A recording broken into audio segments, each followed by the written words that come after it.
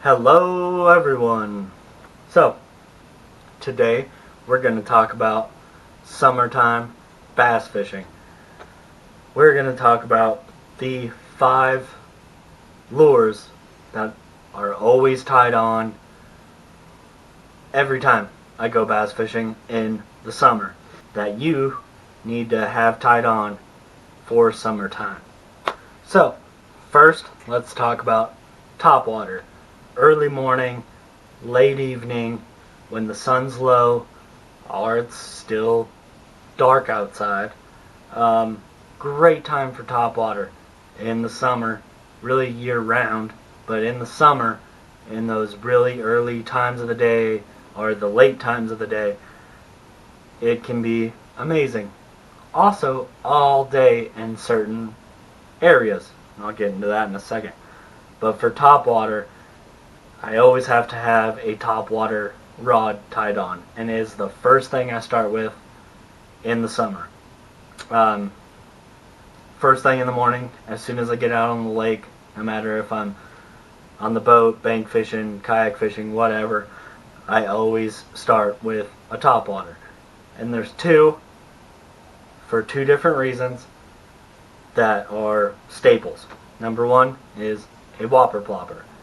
If you're not fishing matted grass that's all the way up to the top, or lily pads or anything like that, even if it's just below the surface, whatever, but it's not completely just overtaken, you can get a whopper plopper through it, and it's amazing. It's like a buzzbait, but better. That is why I don't fish buzzbaits like at all anymore. The whopper plopper, number one, it floats, so you don't have to just chuck and wind to keep that buzzbait on the top. This thing you can let sit, give it little pops, works great, or you can chuck and wind it. Also, you just throw it around laydowns and stuff. You get it in there, and it gets slaughtered right away.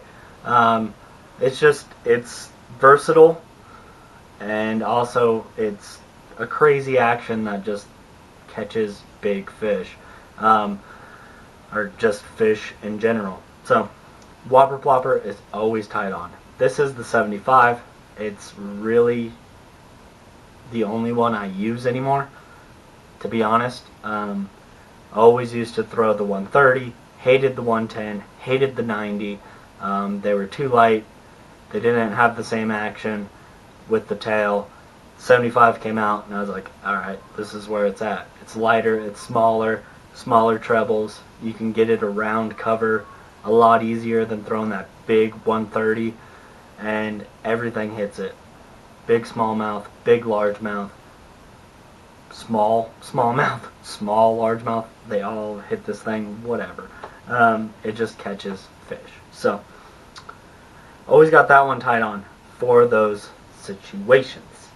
Now, if there is grass or thicker cover, under trees, things that are harder to get the bait in than, open cover or open water. Also, you can fish that whopper plopper anywhere.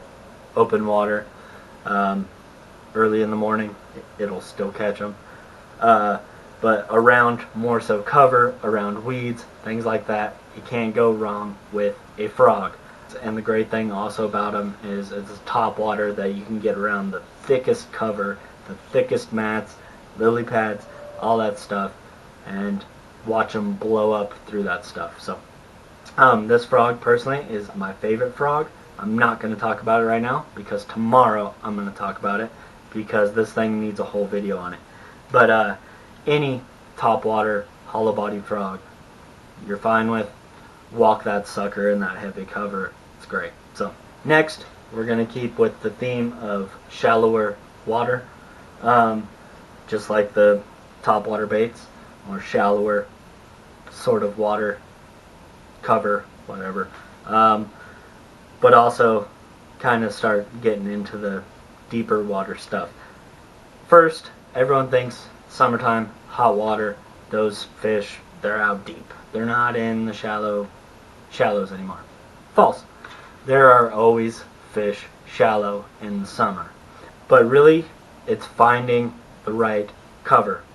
Shade. Shade is huge in summertime. Alright? Wherever there are shady spots around that tree, that shady side of that brush pile, that shady side of whatever, it's always where a fish is going to be. And then in grass mats, where the grass is high in the water column to the top, you know, things like lily pads, whatever, are just grass that's up to the top. That's also another shady spot, which people don't think about. So really, a big bait is flipping into those grass areas around trees on the shady side. I mean, I'll pick apart trees like crazy. I'll pick apart all that stuff. Flipping jigs into there, which we're talking about, jigs. But flipping into that cover, I'll pick it all apart. But the shady side of that cover is really where I like to focus. And that's usually, pretty much all the time, where you're going to get the bites. So a jig, alright, and that is flipping a jig. This jig right here is a 6 cents Divine hybrid jig. It is the jig that's made for flipping and also dragging on the bottom. And specifically, the reason why I'm using this one is because I never have to change to another jig. I don't have to have 2 rods tied up. And the reason for that is flipping around that cover, and then also for those deeper fish, and that's where this going out deep sort of thing comes into for summertime, is on those deeper drop-offs, those deeper ledges, those underwater cover areas where you can find really big summer bass. You can use this same jig. It drags like a football jig, just on the bottom. If you want to go 2 separate jigs, I've also talked about these jigs before. Outcast tackle. My favorite flipping jig is the Cage Fighter jig, so you can use that one for flipping. And they're I don't remember exactly the dang name of it, but it's their football jig. I'll put a link in the description for all these baits, obviously. Just a jig, it can be so versatile. This jig is also amazing because you can use this for all of that stuff. And also you can swim this thing too. Slowly swim it out of cover, things like that. It's just a great all-around jig. But at the same time, it's not perfect at any sort of thing, if that makes sense. Like, it's great for the versatility, but it's not perfect for certain techniques. Now, sticking with the deep water stuff. Deep diving crankbait. That's pretty much it. I'm done. Now, deep diving crankbait. Covering water deep is what this sucker is for. You can also get on those bites. They just crush a crankbait like crazy. But a lot of times it just helps you find the fish. And then you might have to do a little finessier tactic. Maybe dragging a jig will get you those bigger bites.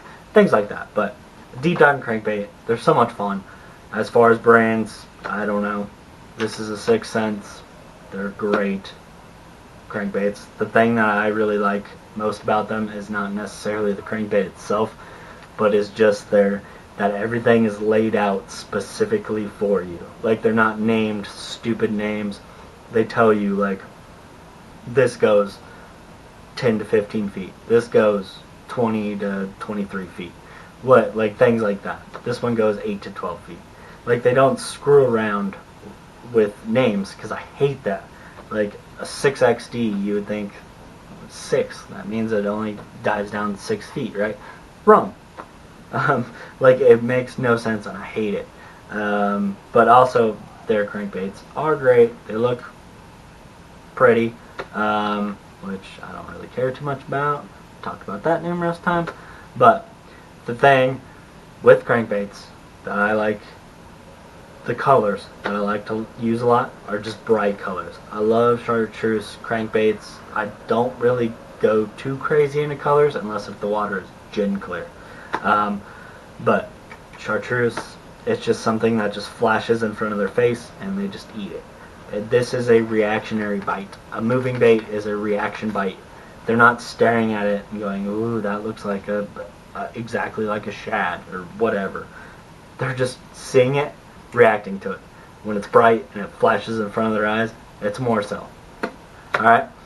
You can see how bad that one's skinned up. This was actually the one that I used for the video from yesterday. Catching smallies in there. Just banging the sucker on rocks. Head's all skinned up. Yeah, and that's pretty much it. Going deep divers. Now, as far as depth on the deep divers, like I said, 6 cents, they make it so easy. You go to Tackle Warehouse, they have all of them listed, certain kind, that's Crush, crankbait there.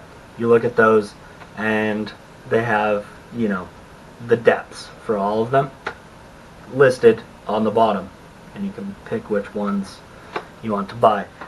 As far as picking a depth, like when you're in a certain depth of water to fish a crankbait, I always like to go a little bit deeper than the water I'm at.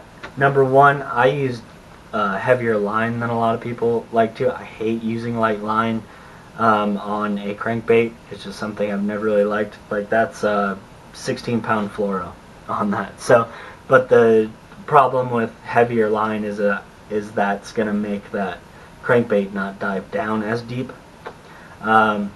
So I go heavier. If I'm fishing 20 feet, I want one that's going to go at least like 22 feet or all the way up to 25 feet. But I like to go deeper, like 5 feet at the most, but at least like a couple of feet, so to speak, because I want to pretty much maintain bottom contact. Now, there are certain times where that doesn't work, but I want to maintain bottom contact. If my main area that I'm at like is 20 feet and then there's a hump that comes up 15 feet or maybe up to 10 feet, I'm still going to use that 20 footer, that 22 footer, and just drag it over that hump.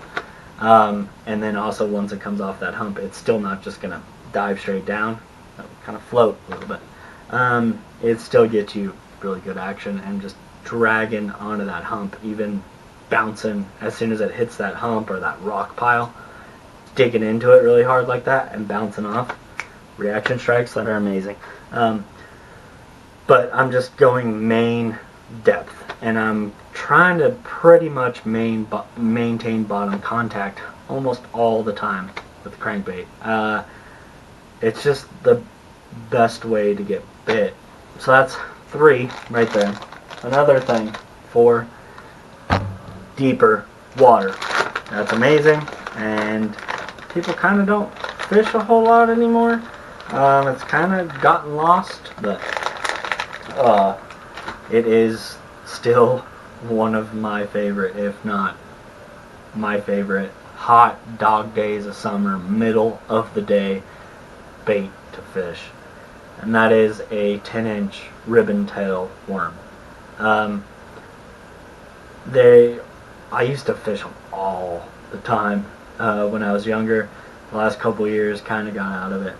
It's another timing sort of deal, but hot days of summer and you're struggling to get bites, you go drag this sucker on a ledge, you find a good drop off ledge and you just drag this thing, it will get bites, and it gets big bites too. A 10-inch ribbon tail worm. I don't care what brand. This is a Berkley power baits. I do like the Berkleys. I really like the Gamblers.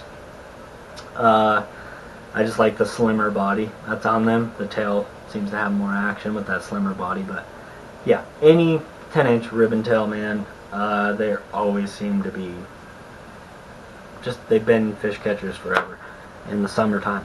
You just throw that thing out and drag it along those drop-offs, humps, drag it up and over the humps, So good. As far as weight, 3/4 ounce usually, just a bullet weight on there.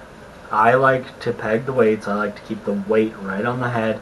Some people don't like to do that, especially in these like dragging sort of techniques. They like to keep that weight free.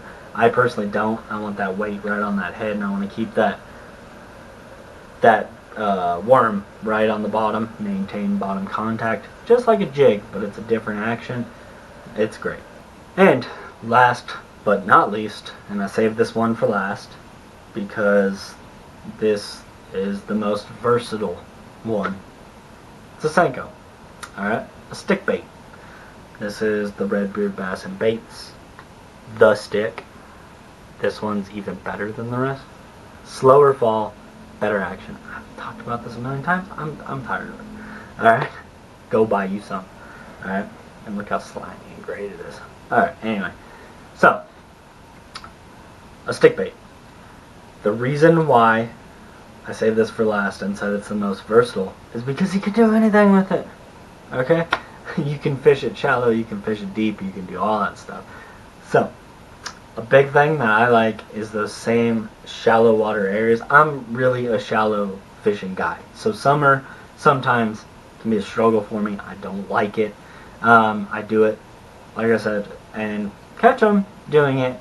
But I really like flipping around cover. I like the hand-to-hand combat of bass fishing. That's what got me hooked on it, and that's why I love it to this day. But sometimes you're flipping that jig or whatever in those shallow cover areas and you're not getting bit. You switch to a spinning rod with, I always use braid on my spinning rods, 10, 15 pound braid, and then a leader of 6 to 10 pound fluorocarbon. You go to that setup, weightless Texas rig on that sucker, and you throw it in there and you'll be amazed. You're just getting a bite like every cast. It's crazy how different it is using this slow fall, especially this one, slow fall with that very subtle action of that Texas rig Senko. Stick bait, sorry, I shouldn't call them Senkos.